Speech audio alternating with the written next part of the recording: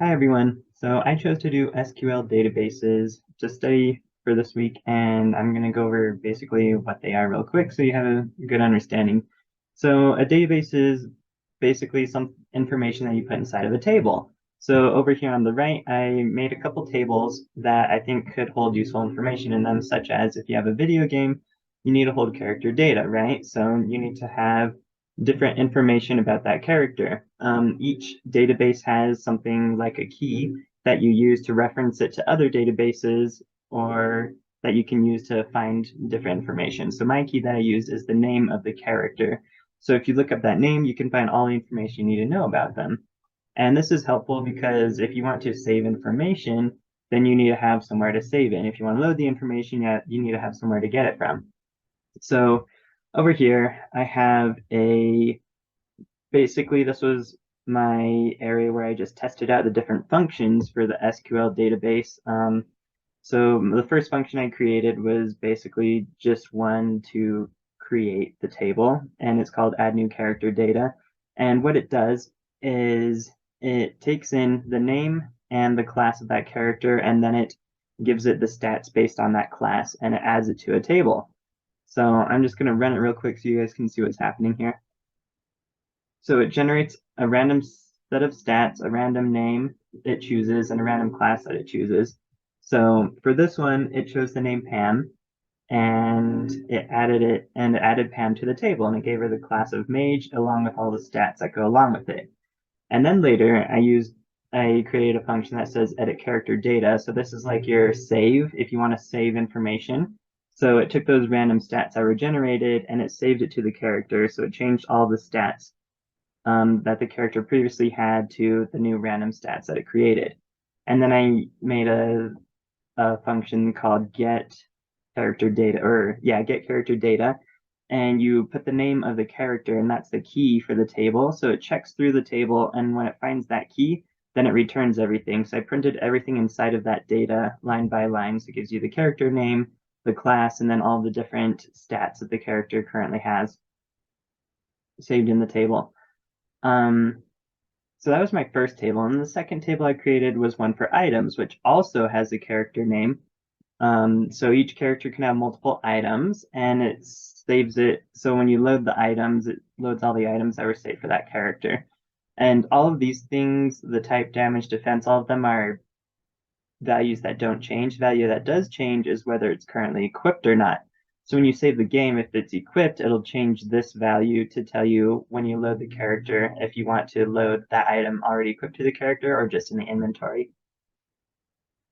So it created a bunch of items and it equipped or it updated the items for that character, right? So you put Pam in here for the name and then the item list that was created. So this would be representation of all the items that the character currently holds. And so it saved all of it to a second table with Pam, who has all of these different items.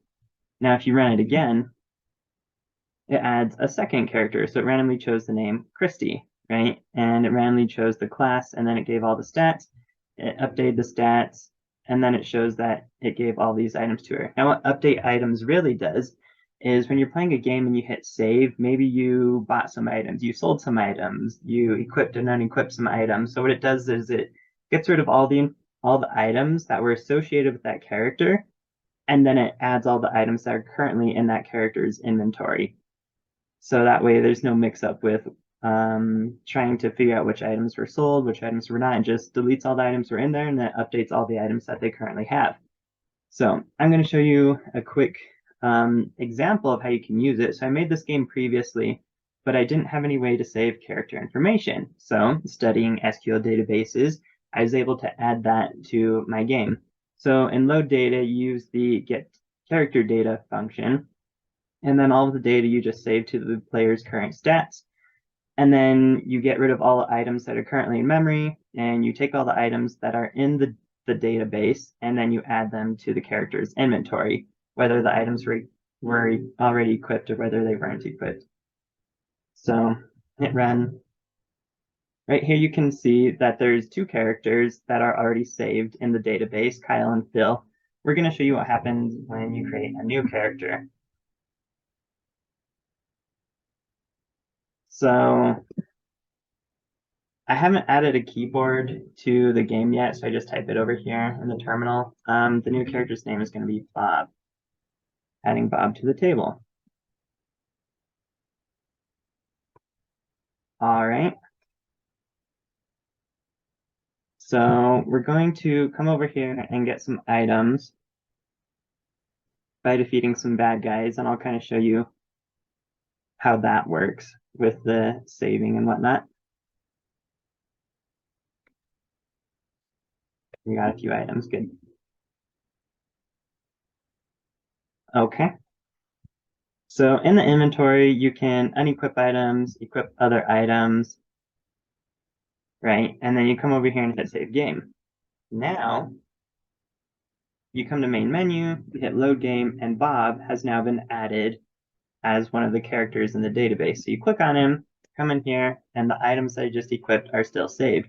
If you unequip them, you hit save game, you exit, you come back in, and that same information was saved. So basically what it did was all the items that are in its inventory it has saved. If they're equipped, it saves that in the table over here under the equipped category. And if it's unequipped, it's false and it just goes into the inventory.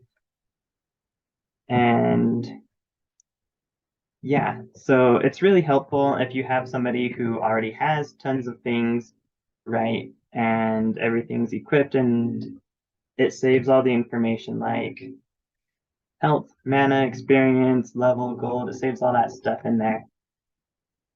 And so you come over here, right? So my experience went up from 52 to 54. Now, if you exit without saving, you come back in, load character, the experience goes back down to 52.